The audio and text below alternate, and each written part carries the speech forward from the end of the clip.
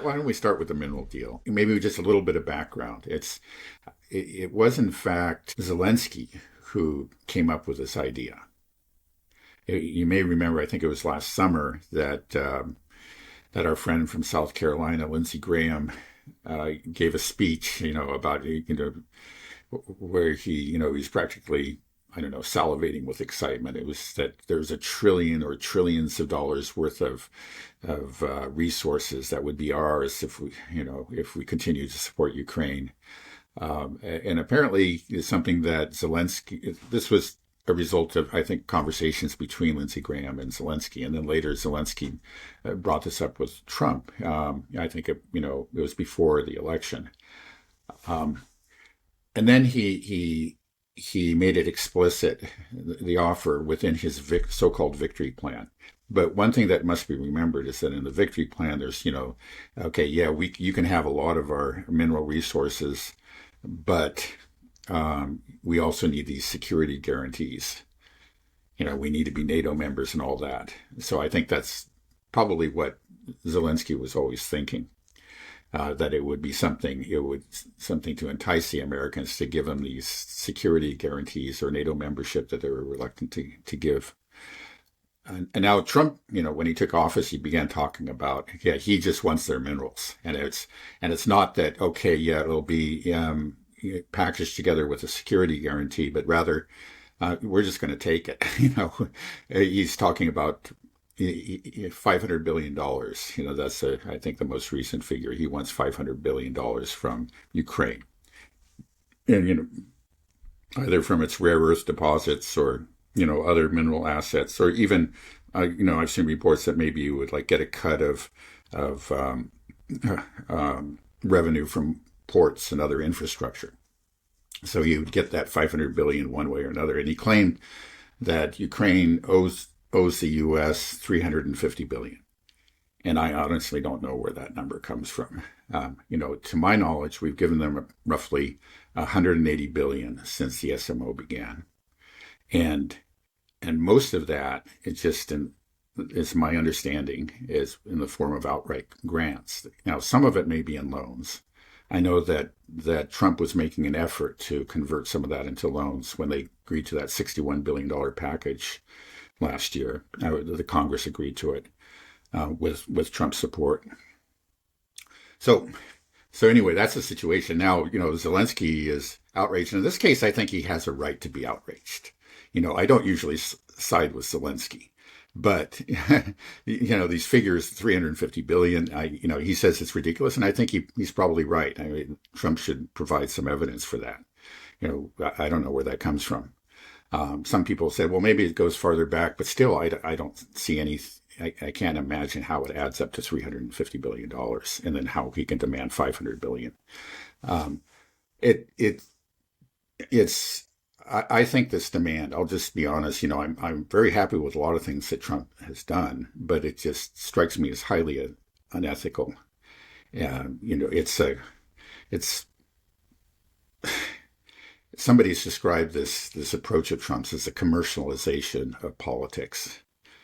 And it's crass, it's sordid, it's grubby, it's just it seems to be an expression of pure greed, and in this case, it's just wrong because I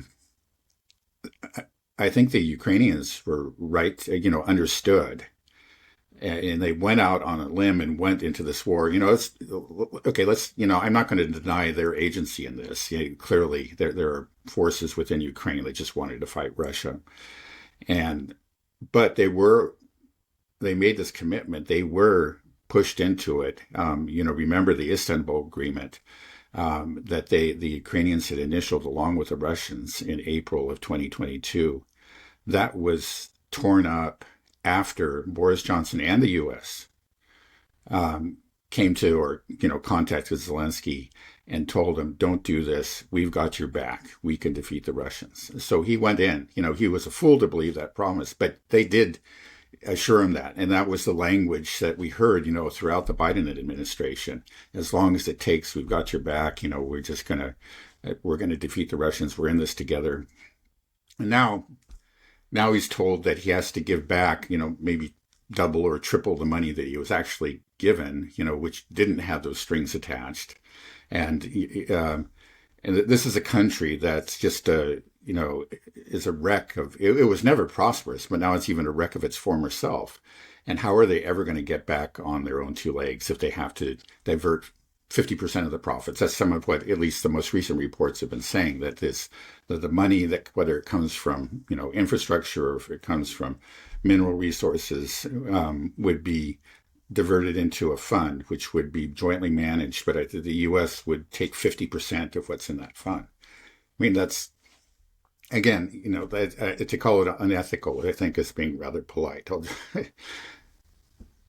Right. When I first heard about this mineral deal, I had kind of the initial reaction as well that this is gross. Everything that Ukraine's been through, as much as they suffered, they were essentially a pawn of the United States, used as a battering ram against Russia, and they have suffered so much. But is there a way that it could be done where this is beneficial to Ukraine as well, where they start to have some industry going, they have an economy, and they're working, and they could potentially prosper as well as all parties that are involved in this, if it becomes a joint enterprise with Russia and the US that provides sort of global security guarantees in terms of that we have this economic relationship.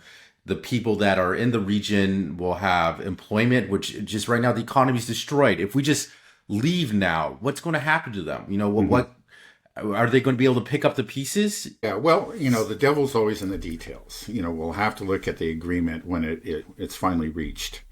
Which may be very soon. And if it involves a great deal of, let's say, U.S. investment, well, when a company invests in any sort of project, whether it's within the U.S. or overseas, they expect to get a share. That's the way it works.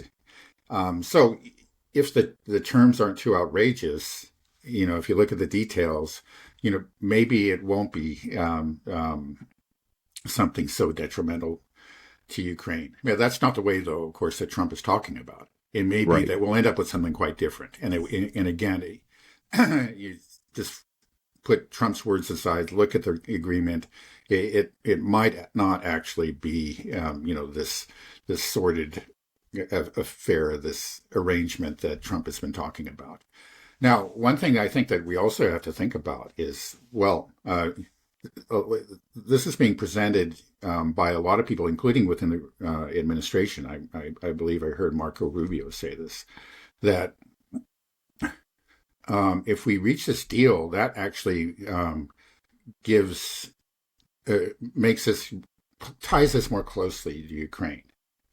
We have an investment now, quite literally, an investment in Ukraine and in Ukraine's military effort, because the U.S. won't have access to these mineral resources through this deal if Russia takes the territory where the mineral resources are found.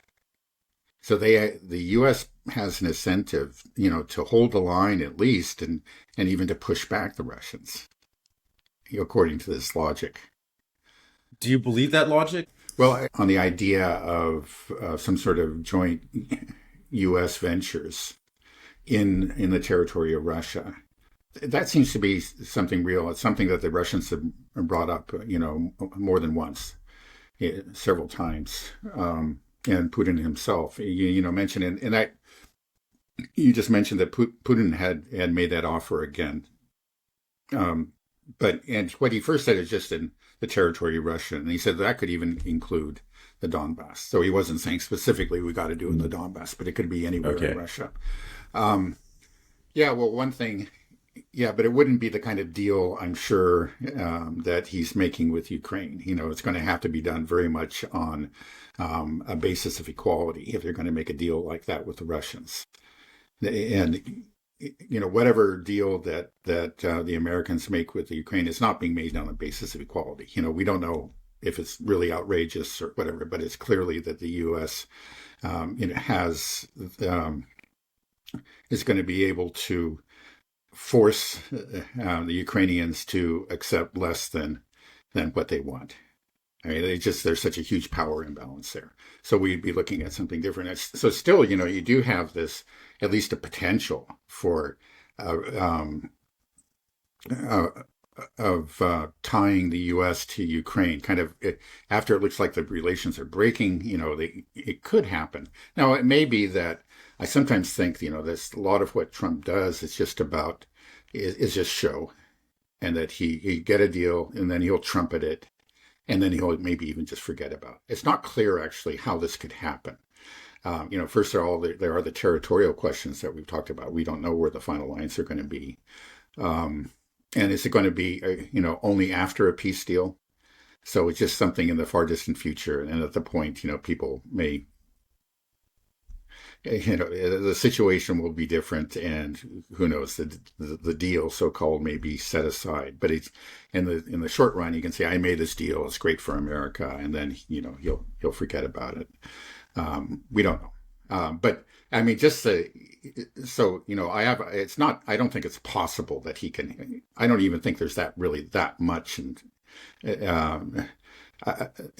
that many or that much wealth, mineral wealth within Ukraine. I think that Zelensky sort of rather foolishly now, and we can see in retrospect, he foolishly overvalued it greatly to try to sell this to entice the Americans. And he thought he was going to entice them into a security deal. And now they're kind of holding him to this. Oh, yeah, you got trillions of dollars. We want some of that. Which, again, I just find really, disgusting, to be honest. It's something like, even if it's all bluff. It's sort of like his talk about the Riviera and Gaza, right? It's, maybe it was never going to go. I don't think, it's not going to go anywhere. He might actually have believed in it and intended it, but it's not going to happen. But even so, it's ugly. It's something. It kind of coarsens the whole.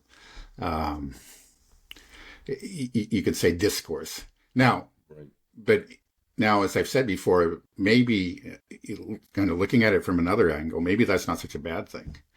Just that. Yeah, this commercialization of politics is ugly, but it's better than building all your policies on lies. I just thinking about the kind of rhetoric, the neocon globalist rhetoric that the previous administration was so wedded to. I'm reminded of the title of a very good book about Vietnam called by Neil Sheehan called Bright and Shining Lie. It was a bright and shining lie. It's all about, we're doing this for democracy. We're doing this for, the rules-based international order. We're doing this to defy Hitler. All of that was a lie. And you say, at least with Trump, he's talking about real things. He's not interested in these lies. And though I find that ugly, maybe it's better. One thing is that it's just like less likely that people are going to sign themselves up and go and die, for an opportunity to exploit rare earth minerals. But sometimes people can be fooled by this rhetoric. You get those hotheads, including the guy, within the U.S., a guy who attempted to assassinate Trump. They believed in that bright and shining lie. It's, in a way, it's much more dangerous, and really it's more evil.